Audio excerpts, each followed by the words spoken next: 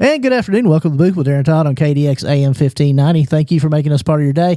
I am very, very excited in our next two guests. They are friends of mine, and they have been for a long time. I'm very excited that they have agreed to do the show because they're going to talk about something that I absolutely know nothing about, but a lot of people in the area really, really enjoy it. It's really taken off in the last few years. That is duck season's coming up, duck hunting. And my first guest, Ryan Dicus. Ryan, may I call you Ryan? Yeah, absolutely. Ryan, welcome to the booth. Hey, how you doing? And my other guest is one of my favorite people in all of Kennett. Not only is he a culinary expert, which means he cooks really well, he's also a master duck hunter, Mr. Clay Bullard. Man, may I call you Clay? You may. Clay, welcome to the booth. Thank you for having me. Gentlemen, let's begin and dive into this favorite topic. A little bit about duck season. When's duck season start here in the area? Missouri season starts the 27th, which is Thanksgiving. It's in through the weekend, and then it closes for about a week, and then it opens up for the rest of the 60 days total. Arkansas also opens up the 22nd, which gives us a few extra days. If we want to buy an out-of-state license, we can get the benefit of their early start and hunt both those extra days and then our days. And again, we're going to welcome the booth with Darren Todd on KDX AM 1590, talking to Ryan Dicus.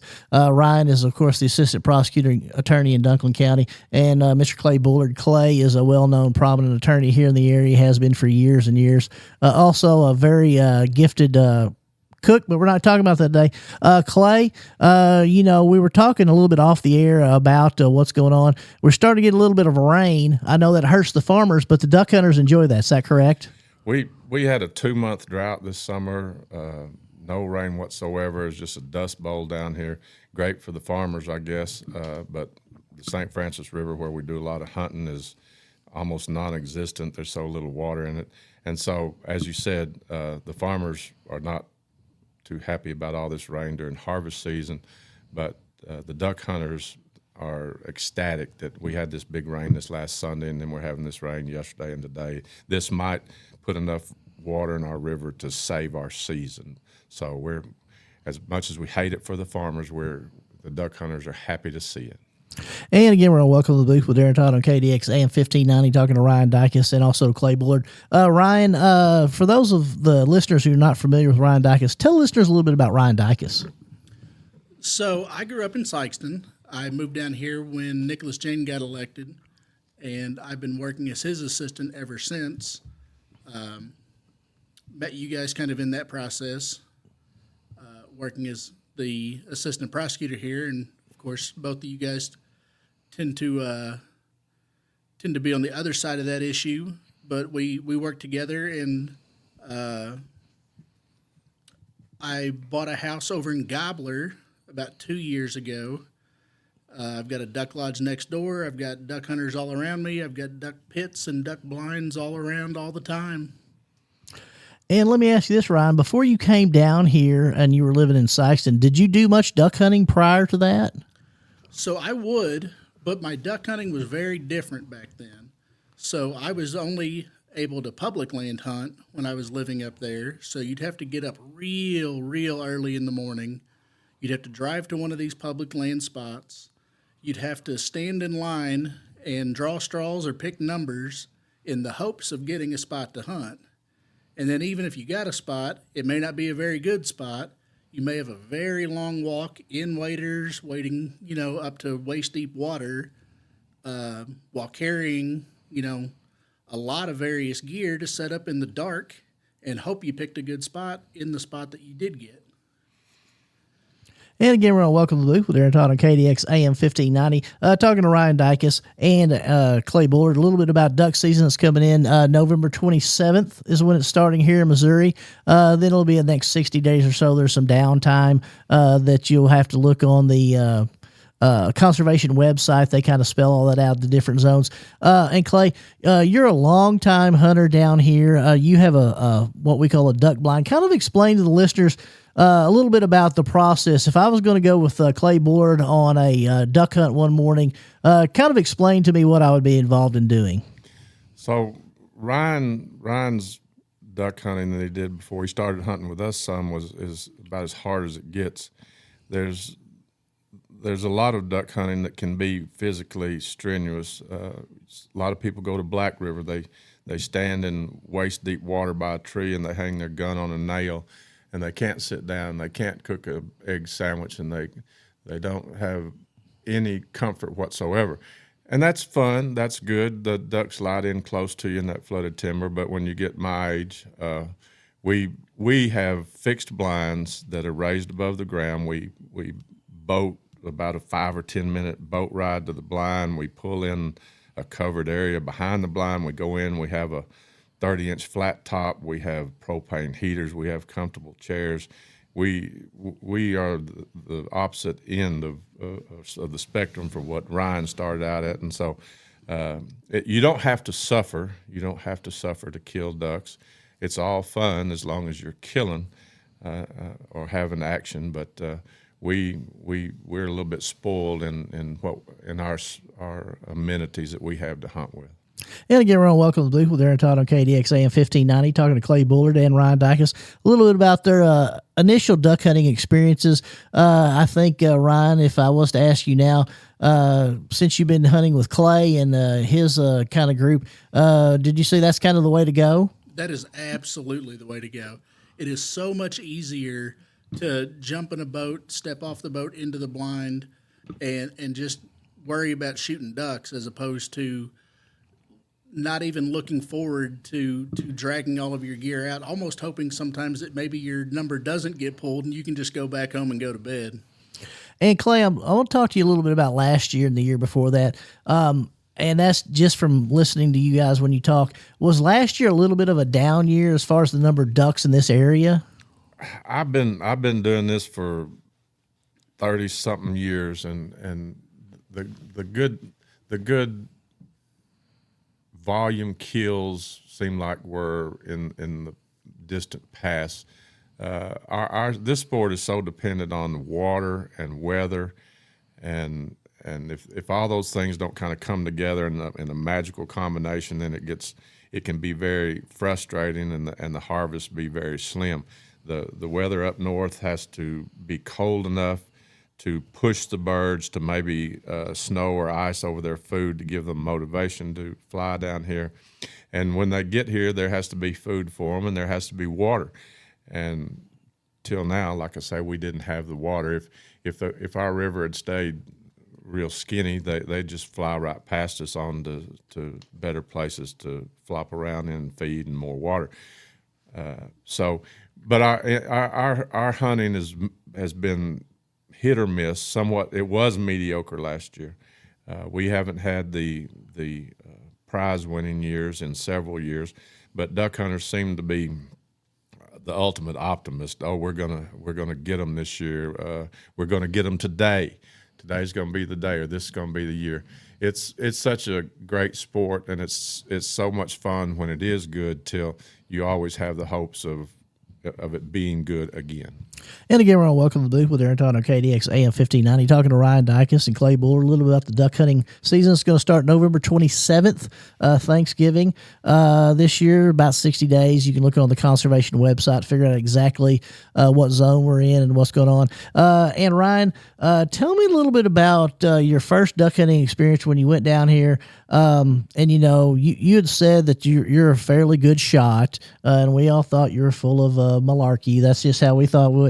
But kind of explain a little bit whenever they, first of all, you get up at 4 a.m. or something ridiculous like that, correct? So it's not as bad now because you don't have to, when you're hunting on private spots, you can show up, as long as you're set up before shooting light, you're good to go. So you don't have to get up quite so early the way you would if you were going to hunt a public land spot. As far as being a good shot, the ducks don't leave the right side of the duck blind. They tend to fly off from that left side, though. And let me, and Clay's kind of laughing. I'm assuming is being in a duck blind a lot like being in a Baptist church. Everyone has assigned seats, and if anybody tries to get in their seats, there's going to be serious trouble. There absolutely are assigned seats in that blind. And again, we're on Welcome to the Booth with Darren Todd on KDX AM 1590, talking to Ryan Dicus and Clay Bullard a little bit about the duck hunting experience. And Ryan, I was talking a little bit about your ability to shoot, but you have a long history, and your father does as well, with handling firearms. Is that correct? Absolutely. So before I went to law school, I was a police officer for about a decade. I've been shooting guns since I was very, very little. My dad actually ran a SWAT team for the Sykeston Department of Public Safety for the better part of 30 years, retired from there after 37 years, I think, and he's been running the ambulance service in South Scott County since then. But guns have always been a real integral part of my life.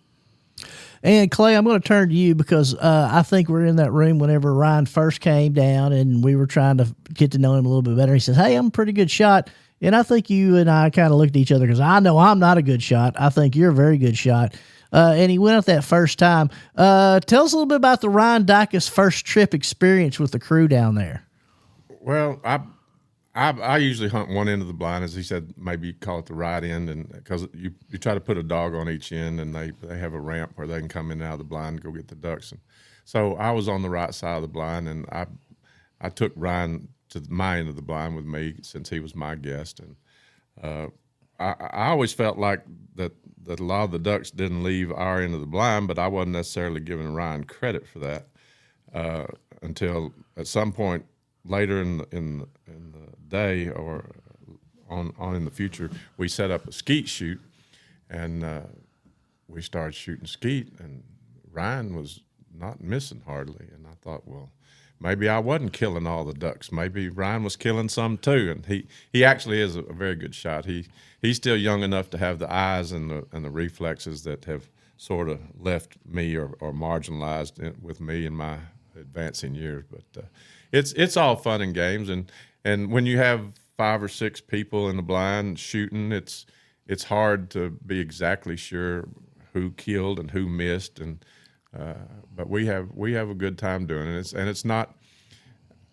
I had an older gentleman tell me, and I've come to understand this. It's not all about the kill. It's more fun to harvest birds. But the thing that sets duck hunting apart from a lot of other sports, especially like deer hunting, you're sitting in a tree by yourself, being very still and very quiet.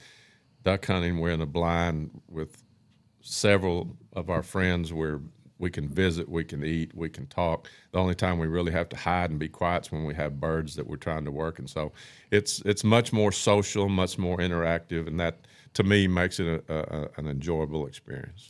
And again, we're on Welcome to the Booth with Darren Todd on KDX AM 1590, talking to Ryan Dicus and Clay Bullard about the upcoming duck season. It's going to take place beginning November 27th here in Missouri. You can look on the conservation website and check out all the dates, figure out what zone we're in. Ryan, one thing that it's kind of led you to, and we'll delve into this with Clay here in a minute. You're now doing some woodworking. Is that correct? Doing some duck calls? Yeah, I've been making duck calls in my shop here for about a year now, which actually got started with another guy that we had been hunting with, that he was making them in his shop, and learning from him, and I just found a lot of interest in it. And how's it going? Well, sometimes they look real nice. Sometimes I get real angry and throw them on the ground and decide that one just wasn't cutting it. And is it something that you kind of do just to kind of change your pace a little bit, something different than from the daily practice of law or something of that nature, being a prosecutor? It really lets you step away from the grind of the volume of work that we have here, as well as like the at times bad nature that comes along with my job.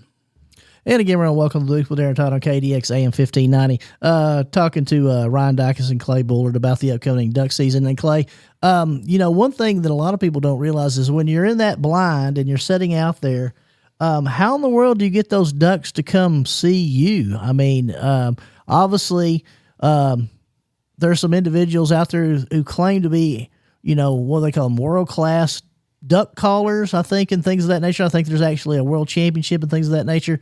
Kind of explain that art form. So they have all these competitions, most notably down in Stuttgart. They have these world championship callers and competitions, and and you have all these big name call makers as well as just regular individuals go and compete. The thing about those is that style of duck hunting bears no relation whatsoever to the style of calling and hunting that we do in the blind. It's a lot louder. It's more style and form as opposed to practical function. And Ryan and I have started making these calls primarily because they sound good, they're pretty. We get all kind of different woods we can experiment with, and then we get the experience of using our own call to blow.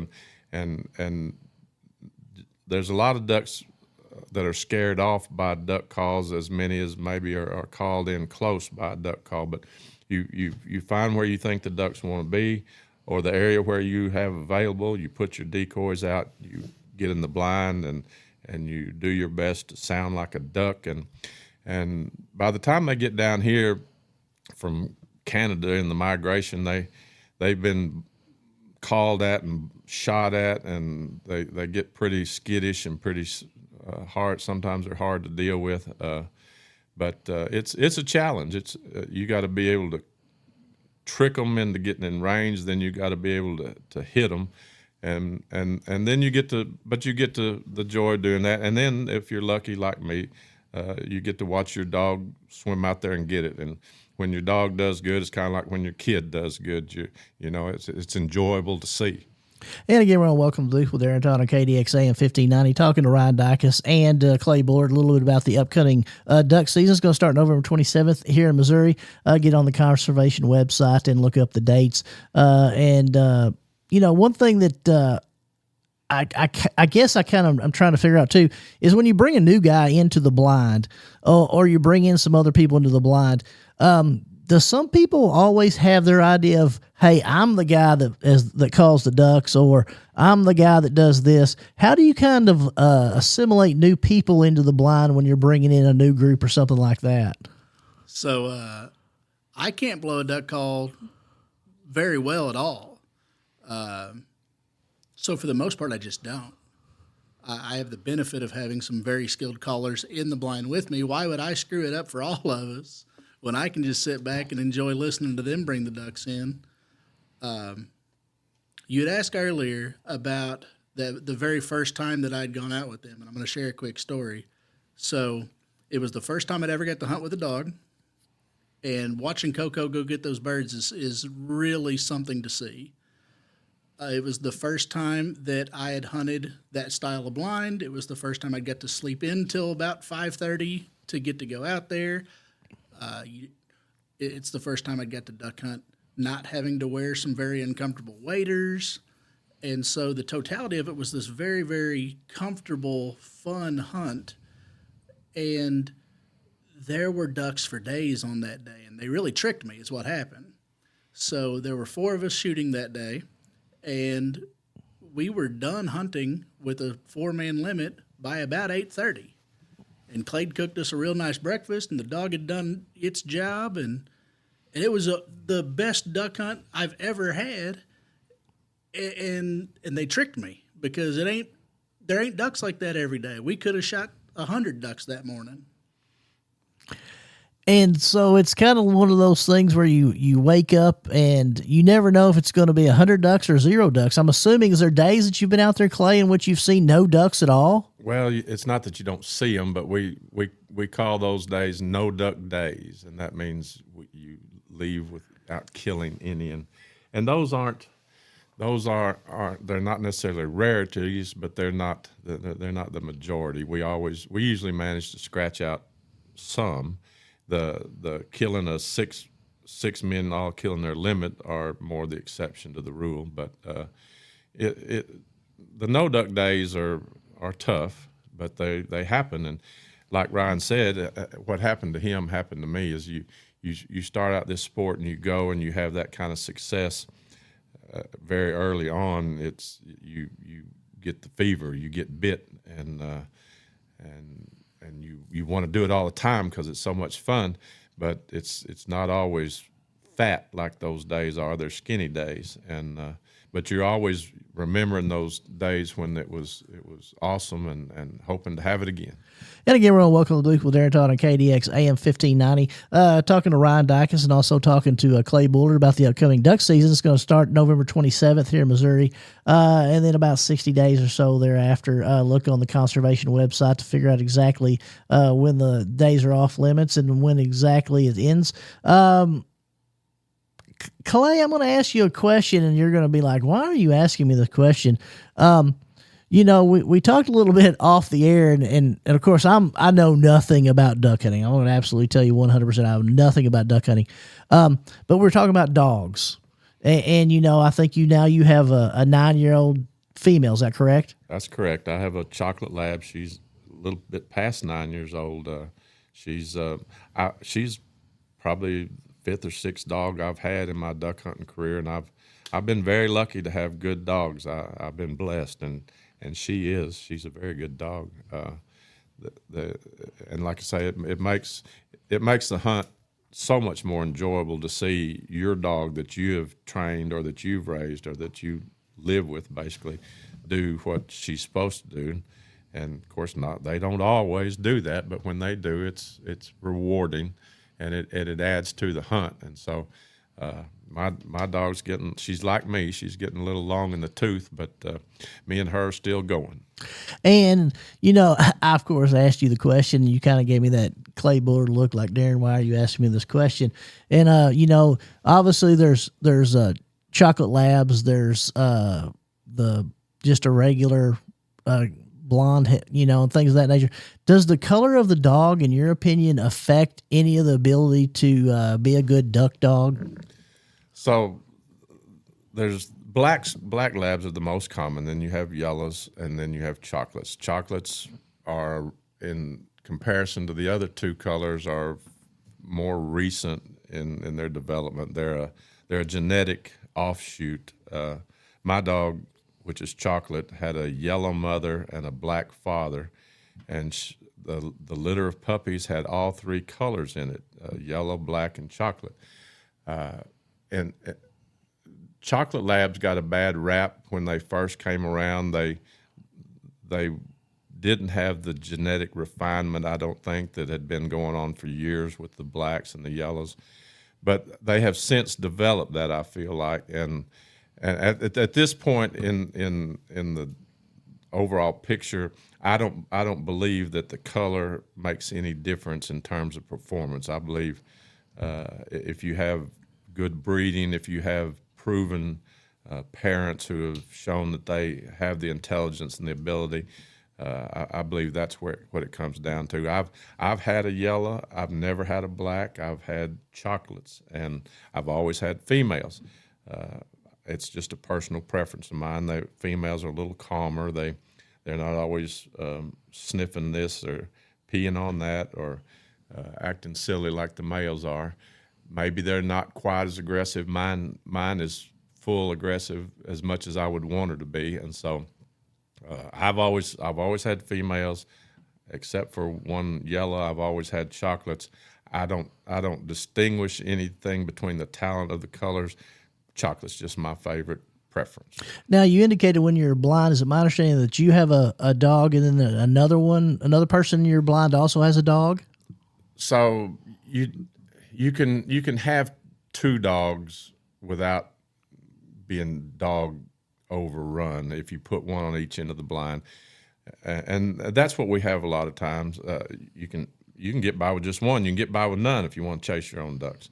You don't want more than two dogs, really, because then if you have one duck, you only shoot one duck, then one dog is held back while the other one gets it, and it gets to be a little bit confusion.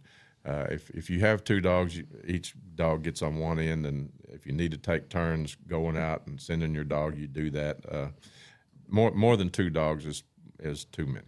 And again, we're on Welcome to the Booth with Darren Todd on KDX AM 1590, talking to Ryan Dicus and also Clay Bullard, a little bit about their experiences in the duck blind. Both very experienced duck hunters.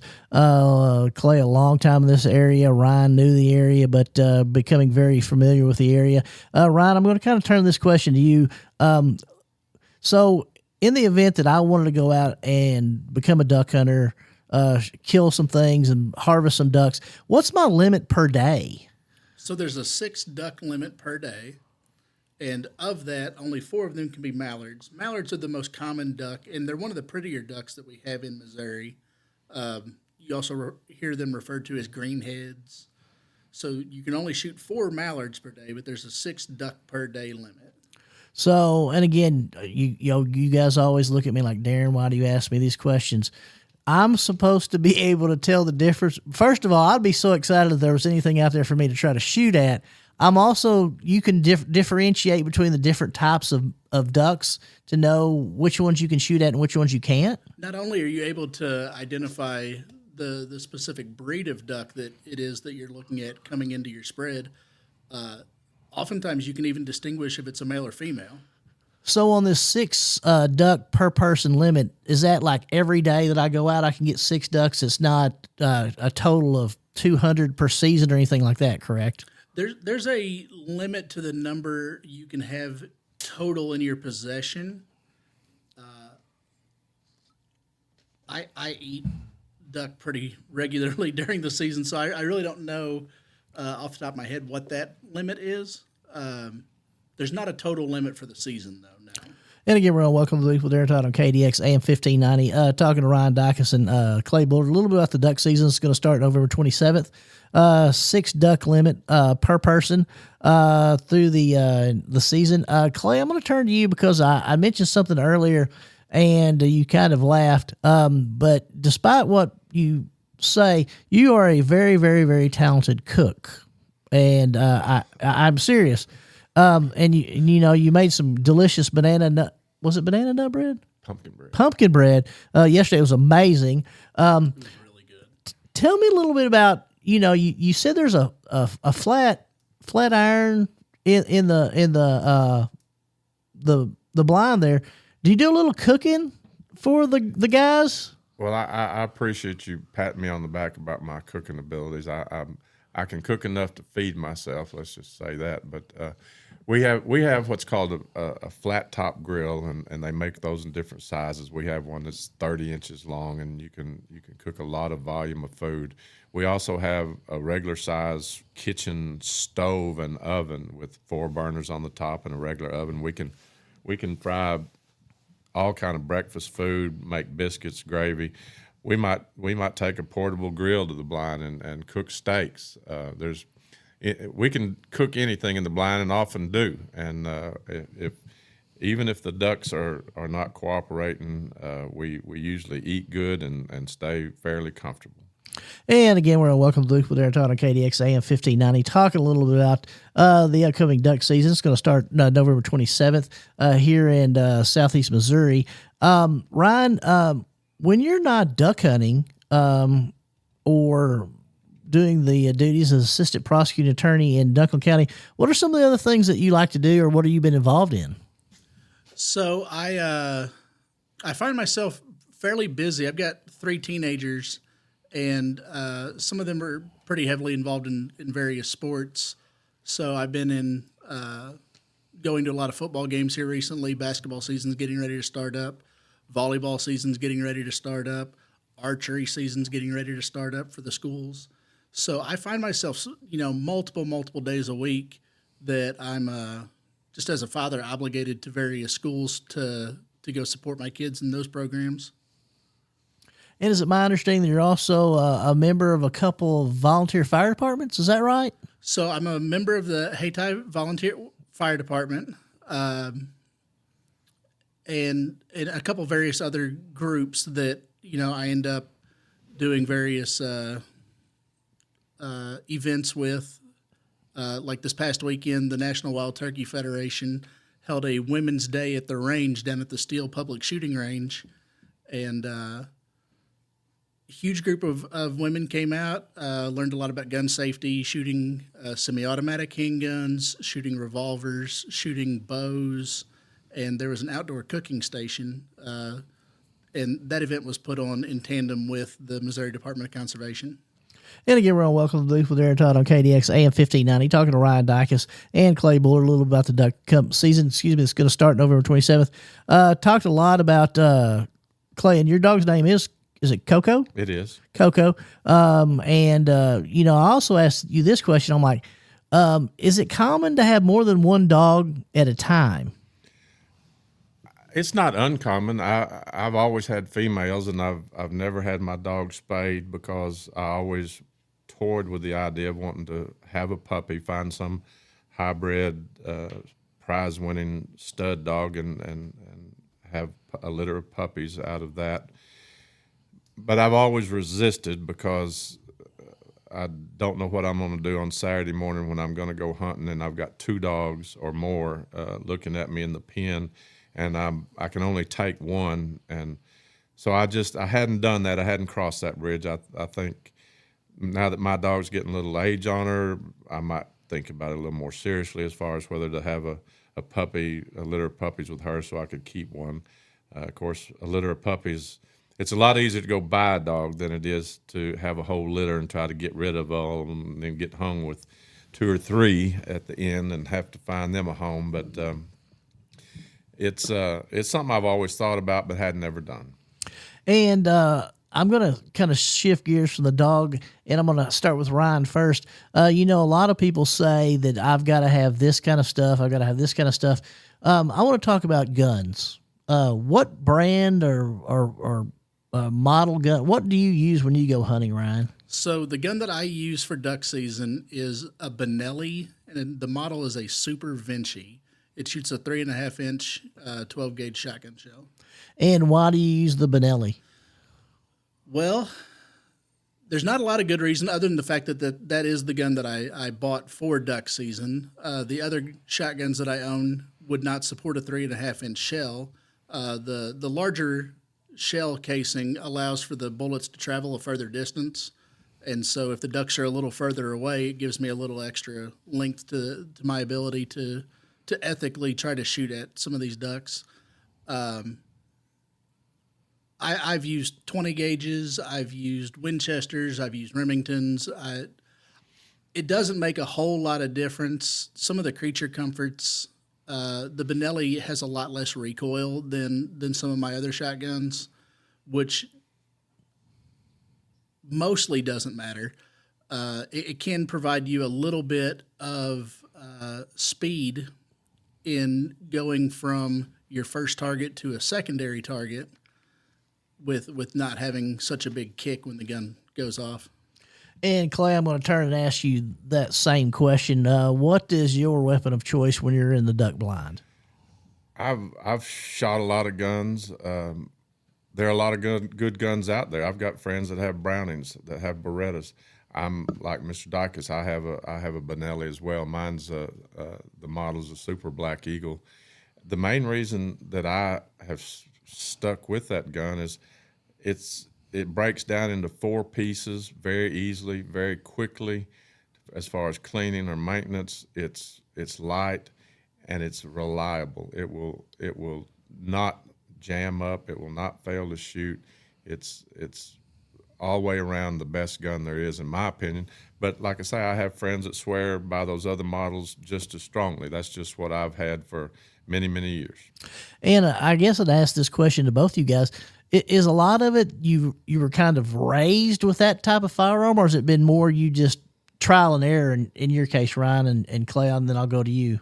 So I actually got that particular gun in a trade, and I had certainly looked for that style of gun. My younger brother had owned that model prior to me buying one, and but not in particular. I owned several shotguns at that point, but none of it. They were more your traditional skeet shooting shotguns or for dove season, things of that nature. So I needed one that would accompany the 3.5-inch shells, and that just kind of fell into my lap. And Clay, how about you? When I was a kid, I started out shooting my grandfather's double barrel, and then I shot a Remington 2 3/4-inch semi-automatic that, when it got cold or wet, would jam, would not eject a shell. I've had a lot of guns. I've settled on this one simply, as I said, because it's light, it's simple to break down, and it's reliable. I probably won't have another one other than a Benelli Black Eagle. And again, we're on Welcome to Booth with Aaron Todd on KDX AM 1590, talking to Ryan Dicus and Clay Bullard a little about the upcoming duck season. That takes place November 27th here in the state of Missouri. You can get on the conservation website and check out the exact zone and time frames of the exact season. And Clay, I'm going to talk to you a little bit about this. We were talking off the air earlier. You guys do some guided tours, is that correct? Or some guided duck hunts, is that correct? We do. We don't work at it very hard. We have had times when we've placed ads or tried to get more of that business. We don't work at it very hard. If people approach us and want to go on a hunt and they don't have a place, we accommodate those people, and we try to take them on a good hunt and charge them a reasonable price. Unfortunately, duck hunting has gotten to be a money game. The pits around here, these farmers with these rice fields, they put pits in, and after they harvest their crop, they rent them out to duck hunters, and they usually agree to keep water pumped up in the field. But it's nothing to start out at $10,000 to double or triple that for a 60-day season, and that's a lot of money to get to play this game. But unfortunately, it's gotten to that. And Ryan and I are lucky enough to have a friend who actually owns some property down the river, and we get to go hunt on his property. So it's not a big money game to us, but in general, to the general public, it can be an expensive game to play. But we have taken and will take or would take people hunting with us and try to show them a good time. It puts a little pressure on you because you take somebody's money, you want them to deliver what they're there for, and that's to see and shoot and to harvest, and it puts a little bit of pressure on us, but we enjoy it. If nothing else, Ryan's had his kids in the duck blind, and I've fixed them pancakes or egg sandwiches, and all I expect to them is I coach them a little bit and have them say, "Now that's the best duck sandwich, blind sandwich you've ever had." And they, of course, said they repeat it back, and then that's good enough. But like I say, if nothing else, we have fellowship, and we eat good, and we usually have at least medium success, if not some pretty good days. And again, we're on Welcome to Booth with Aaron Todd on KDX AM 1590, talking to Clay Bullard and Ryan Dicus a lot about the duck season that's coming up. And Ryan, I know that you got a lot on your plate. You got a lot of things going on in the future. First of all, it's my understanding you're engaged. That's right. Recently, and tell listeners a little bit about that. So I recently engaged to Rachel Murdoch. She was born and raised up in Holcomb. I'm very familiar with Holcomb, as I indicate to everybody on the show. All the most prestigious people in all of Dunklin County went to high school at Holcomb. That's what I've heard. Absolutely. So she was actually on your show? She was. For Missouri First Steps, an outstanding program for youth 0 to 3, trying to make sure that we get ahead of any kind of delays and things of that nature. She did very well. Well, when I had told her that we had talked about coming in and doing this show, she laughed at me. She goes, "Well, I'm going to go first." And I was like, "What do you mean?" She goes, "Yeah, we're going on the show 2 weeks before you." And I'm like, "Well, this is my friend. Why does she get to go first?" Well, and we're not going to play any favorites here, Ryan. And again, we're on Welcome to the Booth with Darren Todd on KDX AM 1590, talking to Ryan Dicus, also to Clay Bullard.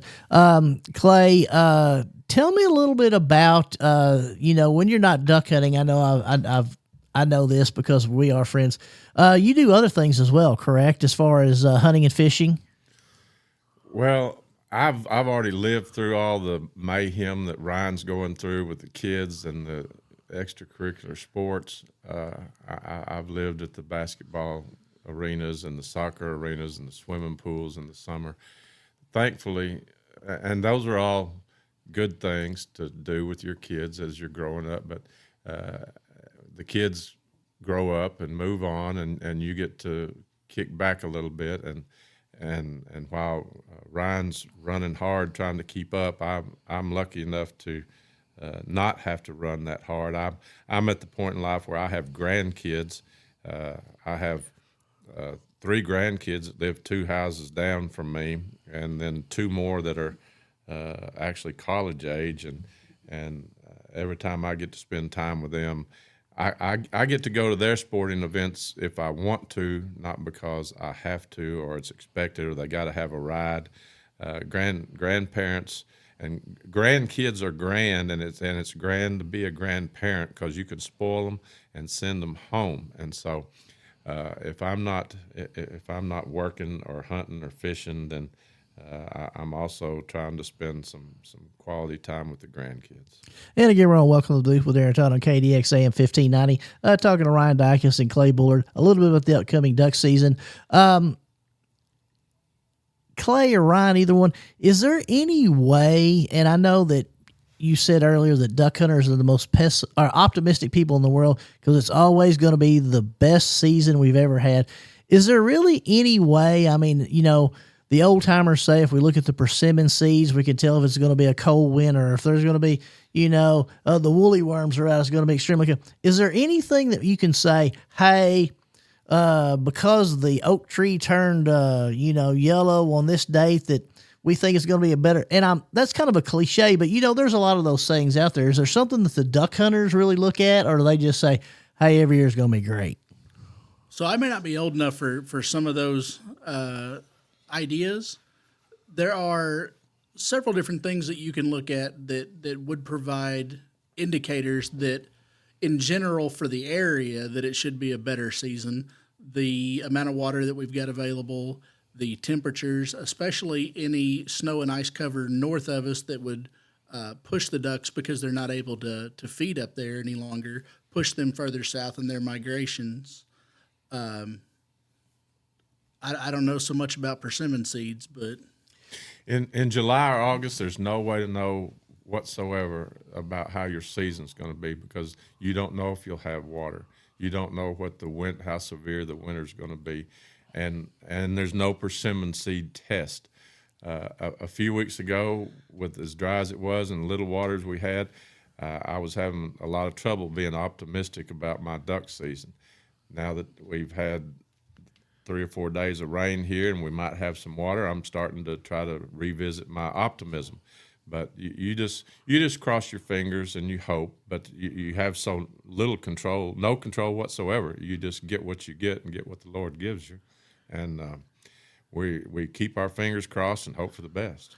And again, we're on Welcome to the Booth with Aaron Todd on KDX AM 1590, talking to Clay Bullard and Ryan Dicus about the upcoming duck season. It's going to start November 27th here in the state of Missouri, and it will continue for the next 60 days or so. You need to look on the Missouri Conservation website to figure out exactly what zone and the time frames and that nature.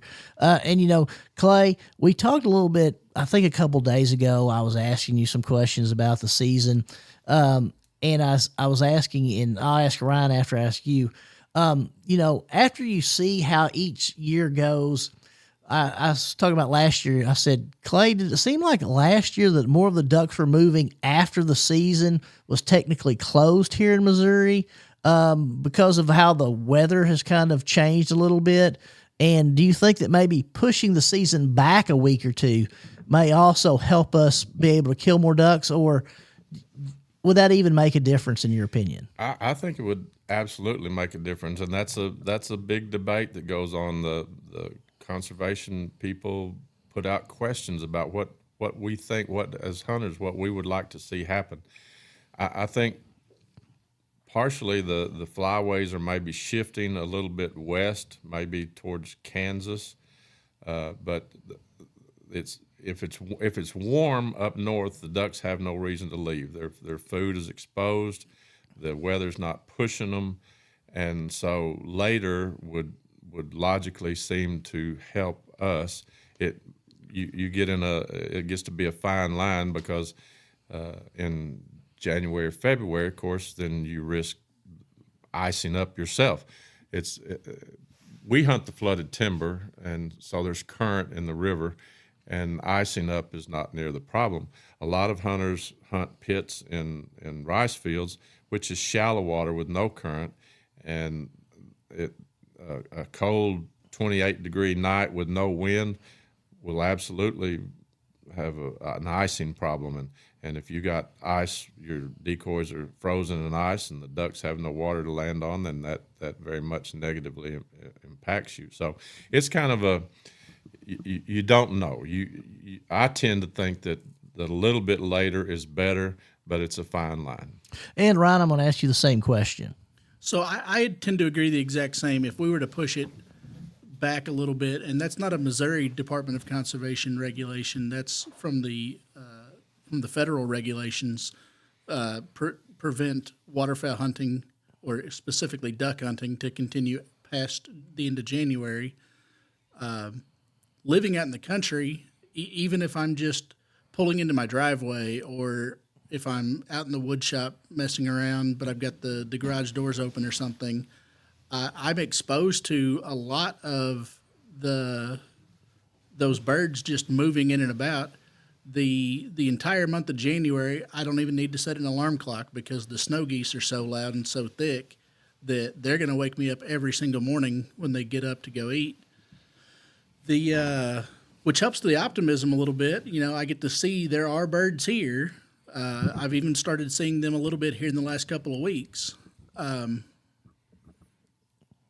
It would be nice if the season could be continued at least another couple of weeks, because the later we get into the season, it seems the better our hunts tend to be.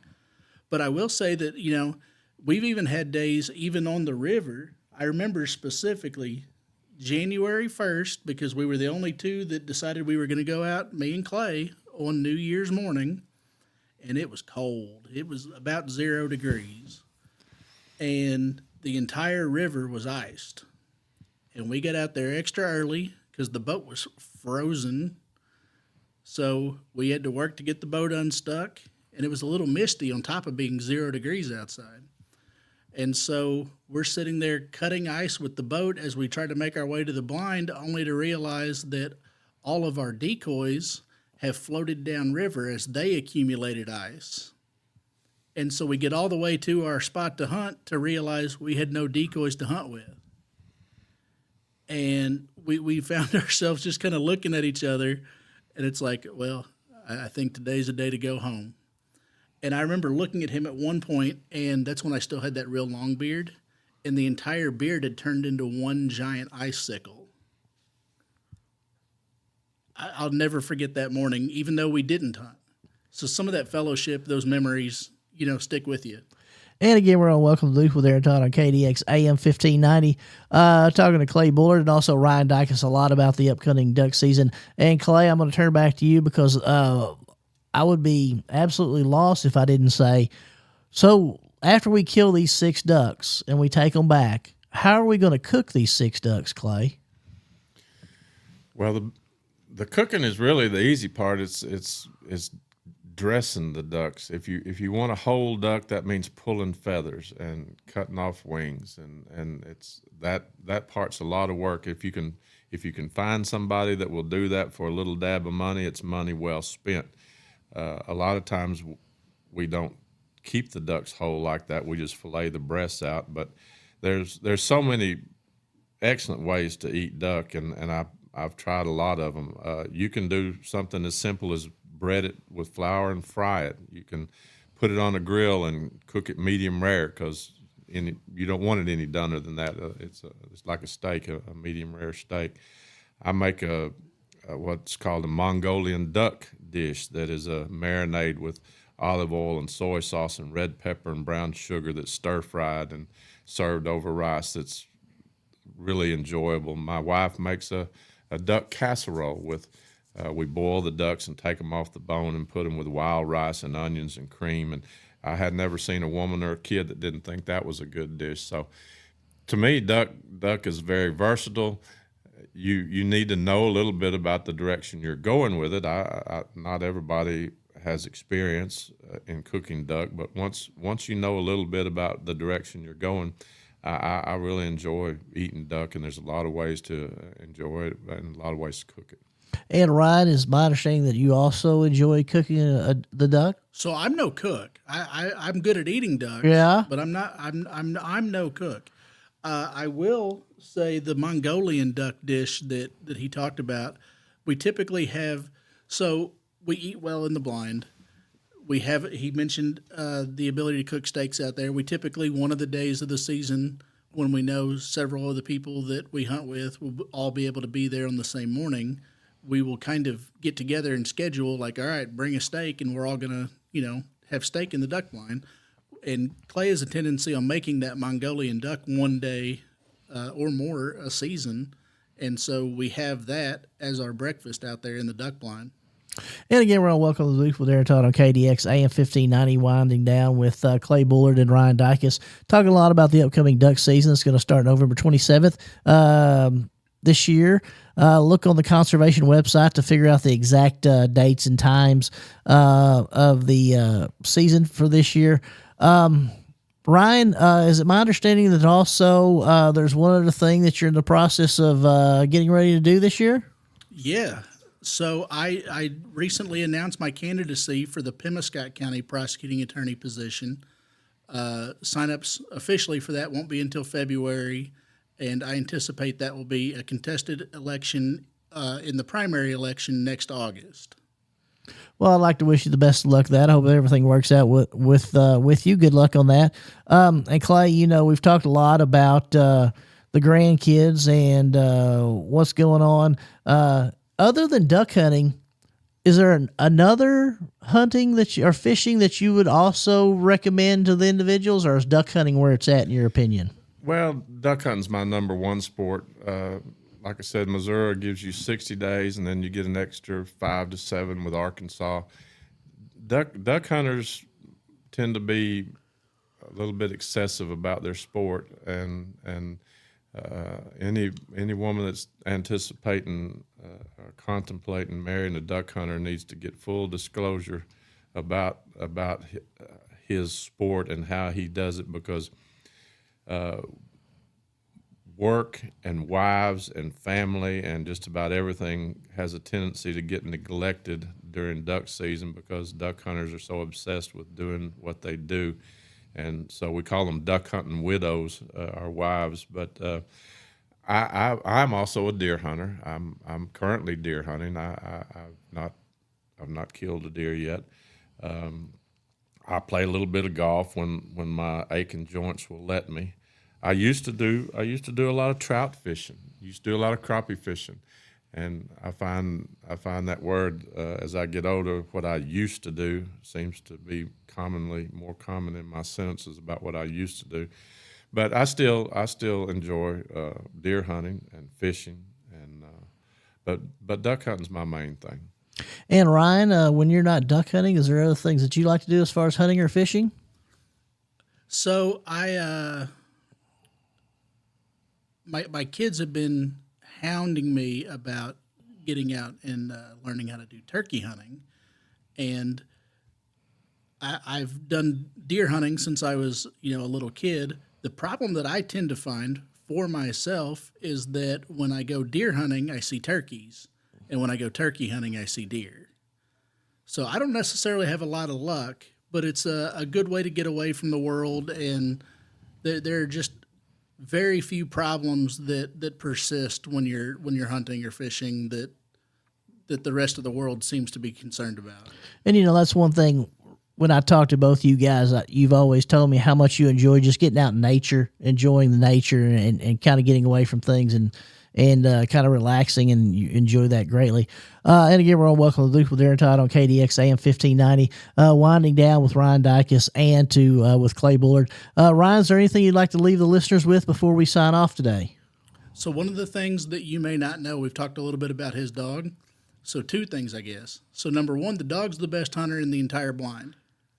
The dog is eyes to the sky looking for birds from the minute we get in the blind to the minute we leave. And, if you go 20 or 30 minutes and we haven't seen a bird, we're all going to have a tendency to start, either running our mouths at each other a little bit or thinking about breakfast. But that dog is never looking away from the sky. But the better part is if you are to shoot at a duck and the duck doesn't fall, the dog will be mad at you. The dog will turn and look at you and guilt trip you. Like, you need to work on your shooting skills. Well, like, how am I supposed to go get a duck if it's not down? The dog has more drive than anybody in that blind. Coco is a once-in-a-lifetime dog, that is definitely for sure. And Clay, I'm going to leave the last word with you. Is there anything you'd like to leave the listeners with that we haven't talked about to this point? Some of these sports are very enjoyable, but they get a hold of you. I didn't mention that I am a turkey hunter. That's another addictive sport. They're great fun. But when they're good, they hook you and you want to go. So just be advised if you want to be a duck hunter or a turkey hunter. If it might get a hold of you, just like it has Ryan and I. We enjoy it. We enjoy the fellowship. We try to mentor some of these young kids and get them to understand to enjoy the moment, look at the sunrise, and appreciate the sunrise, and understand that it's not just about the kill; it's about the whole scenario. And with that, on behalf of Ryan Dicus and Clay Bullard, I'd like to thank you for joining us and welcome to the booth with Aaron Todd on KDX AM 1590. I'd like to thank you for making us part of your afternoon. I hope you have a great rest of your day and a better tomorrow.